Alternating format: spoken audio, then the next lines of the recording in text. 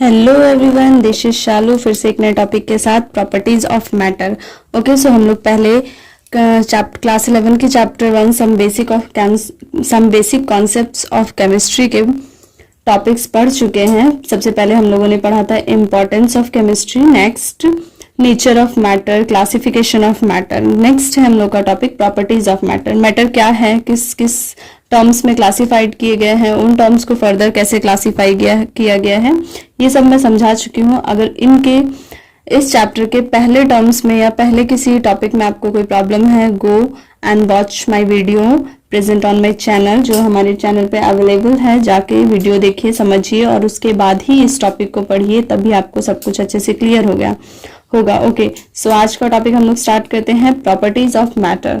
Matter का क्या है हम समझ चुके हैं, अब इसकी प्रॉपर्टीज। तो इस प्रॉपर्टी को हम लोगों ने कैटेगराइज किया है फर्दर दो टर्म्स में, फिजिकल प्रॉपर्टी और केमिकल प्रॉपर्टी। ओके, फिजिकल और केमिकल थोड़ा बहुत तो ऐसे भी पता चल ही रहा होगा, आगे मैं समझाती हूँ। फिजिकल प्रॉपर्टी क्या होता है, कैन बी मेजर्ड और observe without changing the identity और द कंपोजिशन ऑफ सब्सटेंस। मतलब कि सब्सटेंस का फिजिकल प्रॉपर्टी का सबसे मेन है कि कंपोजिशन चेंज नहीं करेंगे, विदाउट कंपोजिशन चेंज किए, विदाउट आइडेंटिटी चेंज किए वी कैन मेजर और ऑब्जर्व। हम लोग ये ऑब्जर्व करेंगे कि इसकी जो आइडेंटिटी है इसमें फिजिकली कोई, या फिर हम बोल सकते हैं इसकी आइडेंटिटी में कोई चेंज नहीं होगा। ठीक है, फिजिकल प्रॉपर्टी या कि मैटर की आइडेंटिटी में कोई चेंज ना हो, that is physical property.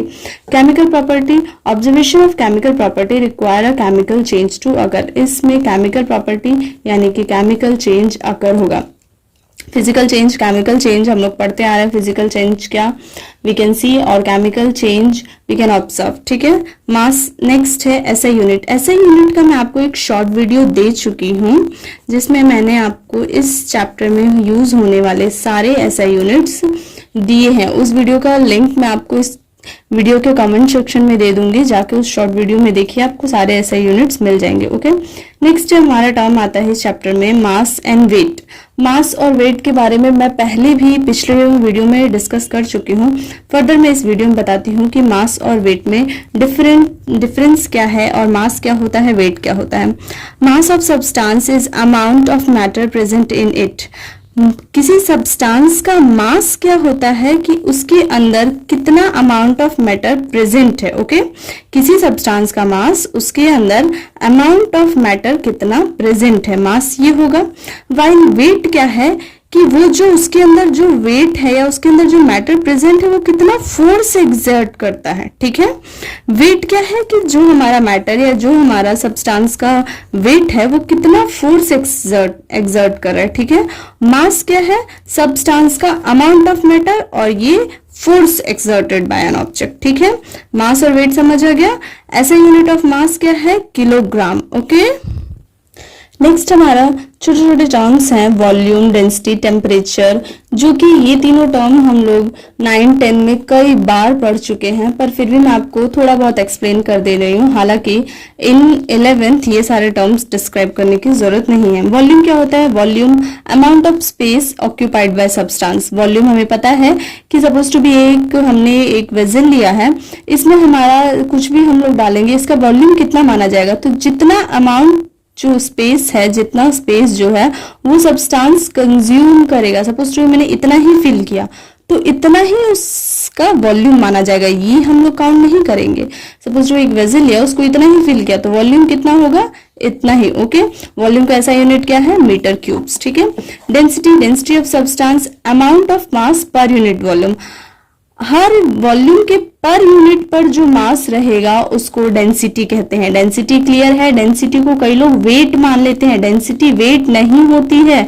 Density होता है कि हमारा पर यूनिट वॉल्यूम पे जितना मास कैरी किया हुआ है, पर यूनिट वॉल्यूम में जितना मास कैरी किया हुआ है वो डेंसिटी होता है। Okay, temperature as well, we very well known about temperature term, तो इसको डिस्क्राइब करने की जरूरत नहीं है। ये दो फॉर्मूला है या ये दो टर्म्स है जो हम लोग मेनली यूज करते हैं, फ़ारेनहाइट एंड केल्विन, जो मैं आप लोगों को बता चुकी हूँ। ठीक है। नेक्स्ट एक इम्पॉर्टेंट टर्म है इस चैप्टर का साइंटिफिक नोटेशन। हालांकि ज्यादा लोग इस टर्म पे बहुत ज्यादा फोकस नहीं करते हैं क्योंकि ये term in terms of exams के पॉइंट ऑफ व्यू से ये टर्म उतना हेल्पफुल नहीं है या ये इतना एग्जाम में आने वाला टर्म नहीं है। पर मैं आप लोगों को बोलूंगी कि इस टर्म को इस क्लास में बहुत अच्छे से समझिए।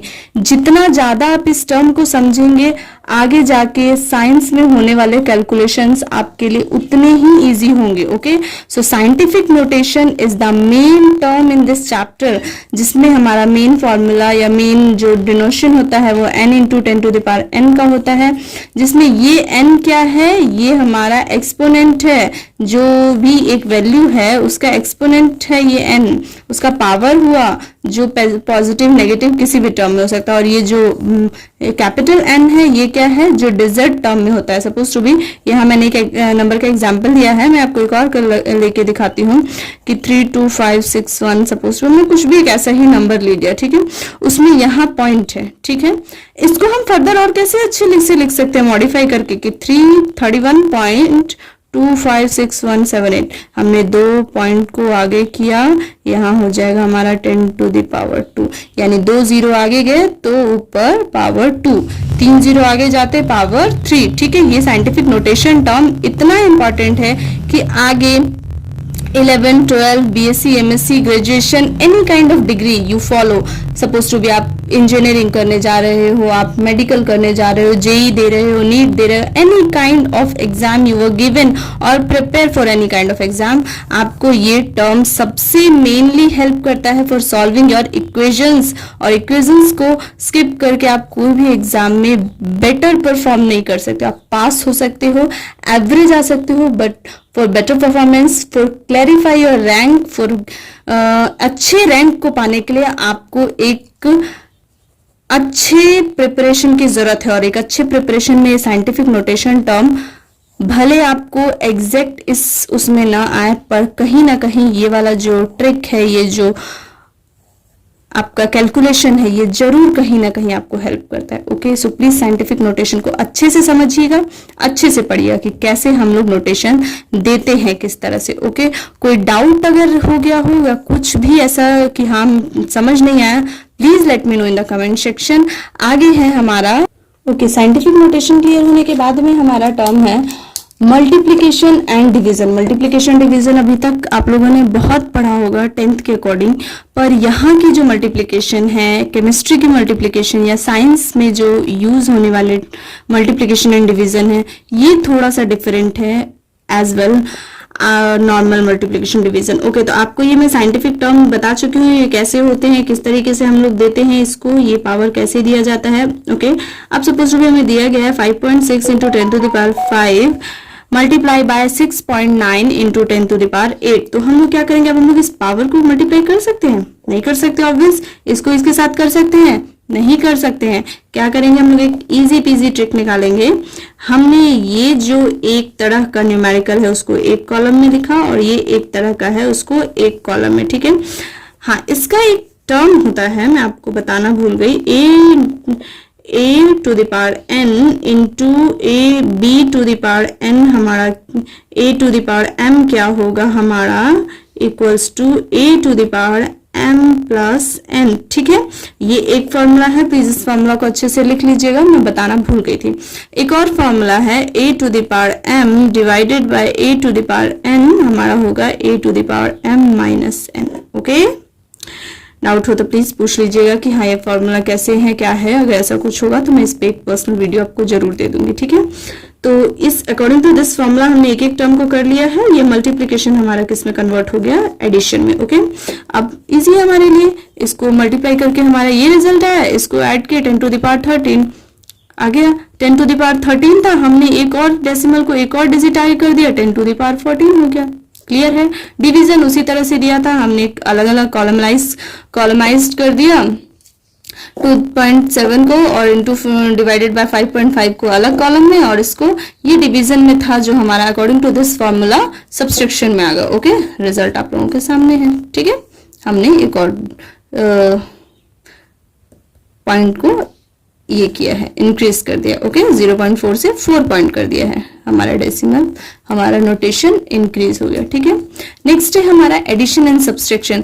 ये भी सेम उसी तरह का है। एडिशन एंड सब्सट्रैक्शन में क्या होता है ना कि हमारा जो ये है इसको कॉमन ले लेते हैं। ठीक है, इसको अलग कॉलम में लिया और इसको कॉमन ले लिया। कॉमन लेने के बाद इसमें हमारा एडिशन एंड सब्सट्रैक्शन में a to the power m और a to the power n क्या है वो ऐड होगा, तो a to the power m n common हो जाएगा। ठीक है, यानी a to the power m n। ठीक है, जैसे 10 टू द पावर 4।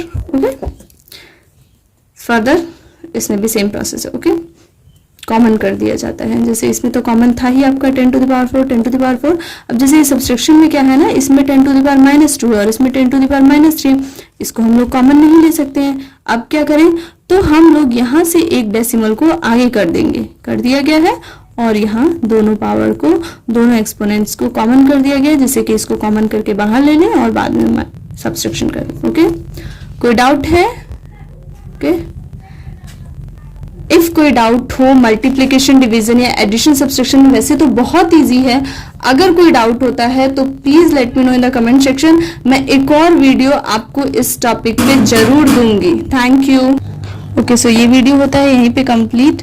अगर आपको मल्टीप्लिकेशन, डिवीजन, एडिशन, सब्सट्रैक्शन या आपको प्रॉपर्टीज में कोई भी दिक्कत हो, फिजिकल प्रॉपर्टी, केमिकल प्रॉपर्टी में किसी में भी कोई प्रॉब्लम हो, तो please let me know in the comment section and please अच्छे से समझिए, अच्छे से पढ़िए। कोई डाउट हो तो कमेंट में जरूर पूछिए। प्लीज सब्सक्राइब करके जाइए। Thank you.